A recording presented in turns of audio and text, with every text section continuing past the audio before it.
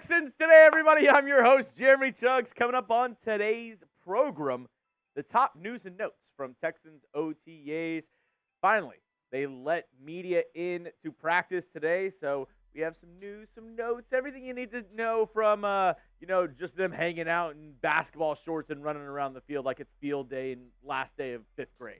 So that's basically just running around, hanging out, dudes being dudes. But I'll give you the top storylines from that going on today. But tonight, really exciting. I'm going to be going live with the folks over at the Texans 22 podcast, 8 p.m. Central Time. The link is going to be down below. I'll also retweet it on my Twitter at Jeremy Chuggs.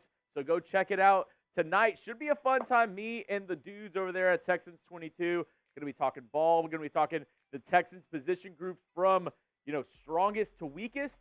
See what I have to say. See what the fellas have to say tonight. I always love, mixing and matching with all these different Texans content creators. So it should be a very fun time tonight. And let's get right into the Texans OTA storylines. First up, Tank Dell looking pretty good. I mean, a lot of people were worried. They're like, oh, he's coming off injury. And then he's involved in a shooting in Florida where, he was just a bystander in that event. But everything we've seen the past couple of days, I mean, he posted on his IG the other day, him running routes. He looked good.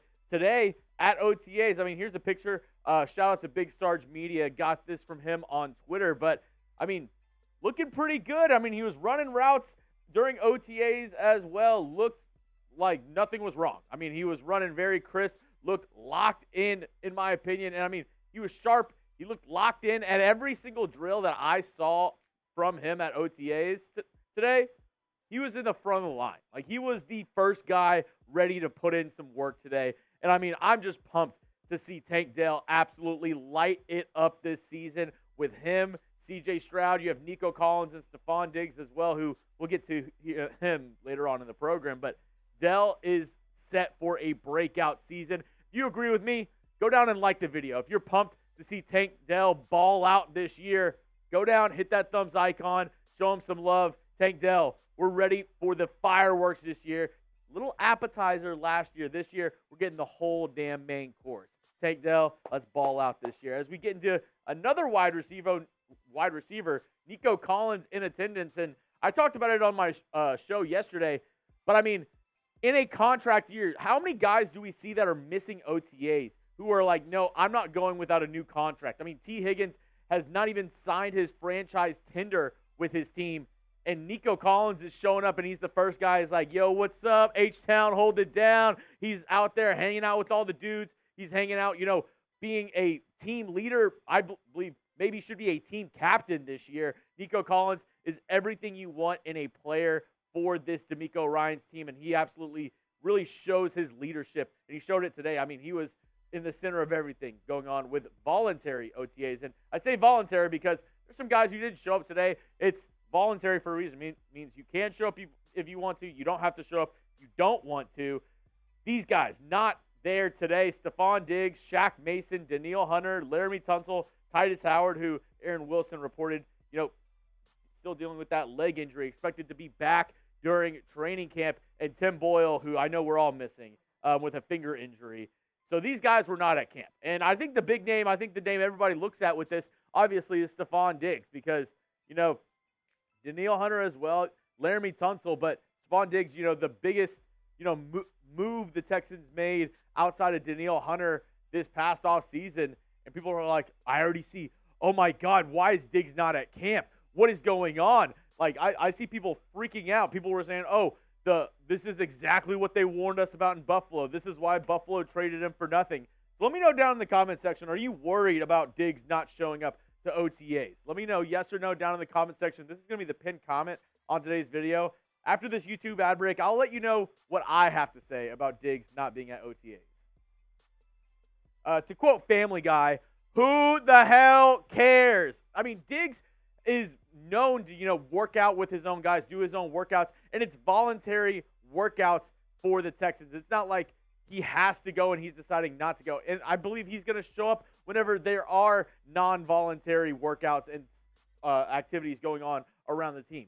I'm not worried at all. People are saying, we already saw what he did in Buffalo, I think this locker room, this culture can withstand anybody like a Stefon Diggs type player, where maybe he is a little bit more of a me-centric player, which is okay. Sometimes you have to get yours, and even if you are labeled a diva as a wide receiver, he's still one of the best players at the position. I'm not worried about Stefon Diggs not being at voluntary workouts. If you're freaking out already, I mean, he's on a 1-year deal anyway, so it shouldn't be that big of a concern either if things don't go perfect to plan with Stefon Diggs this season. But I don't think that's the case. I think he'll be just fine, and people freaking out, you should. Next up, offensive linemen.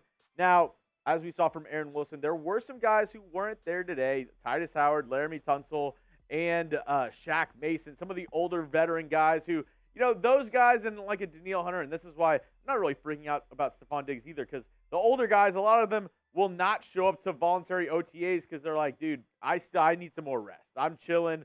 I will, get the body going up and going whenever I'm ready. But it made me think about, the Texans depth charts, which we've been talking about ad nauseum, 3 different ones as you see flashing across your screen where, DeMeco Ryans talked about Kenyon Green today and how he's in an opportunity to start at left guard.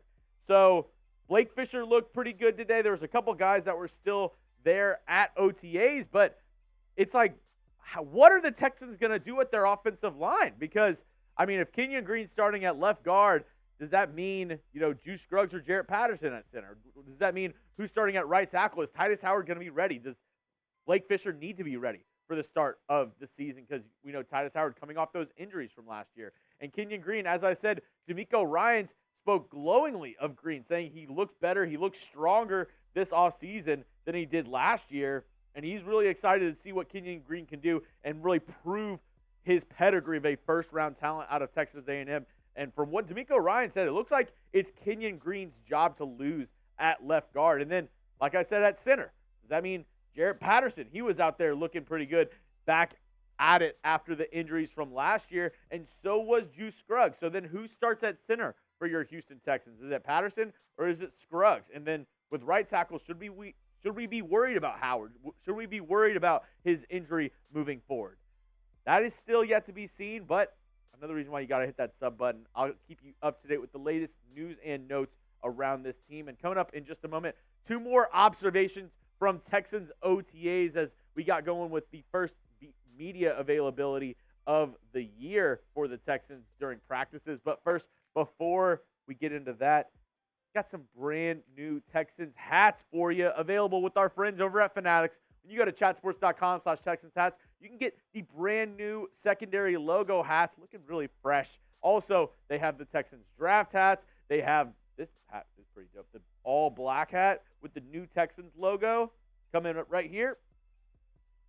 There we go. This one is looking really good as well. You can get all of these at chatsports.com/Texans hats. That's going to be in the comment section and description of today's video. Go check it out. Maybe do a little window shopping. I know this one, also the Salute to Service one, is usually on sale. So go check them out. Go see what deals they have over at chatsports.com/Texans hats. Now, next up with the Texans OTA storylines, the defensive backs. So just obviously they're running 7-on-7. It's really the wide receivers and defensive backs, the only ones that you're really seeing getting a little bit of work. Obviously the quarterback as well. We'll get to him later on in the program. But first up, Derek Stingley had an interception at OTA. So something that you'd like to see Derek Stingley proving this year why he's going to be a CB1 is really a prove-it year. After the second season for Derek Stingley, he looked really, really good. 5 interceptions, 13 pass breakups last year for the Houston Texans. Kind of, proving why he was taken so early. And there's a lot of pressure, obviously, getting taken 1 pick before Sauce Gardner because everybody's saying, oh, Sauce Gardner, he's next up. He's the next best cornerback in the league. And Derek Stingley has weathered all of those expectations, weathered all that criticism, and has played pretty damn well. So I'm really excited to see what he can do this year. Now, on the other side, Jeff Okudah, which I've been saying he might start at outside corner for your Houston Texans if they decide to put Kamari Lassiter in the slot. Well, from the one clip I saw from Okudah today, he got absolutely burned by John Mechie on a slot fade. Mechie ended up dropping the pass. It was a beautiful time by CJ Stroud, but Jeff Okudah got burned by him wearing number 11 for the Texans. I mean, didn't give me a lot of hope, but I mean, obviously it's one play from OTA, so I'm not going to overreact too much. Also, in those 7-on-7 clips, I saw Desmond King was starting in the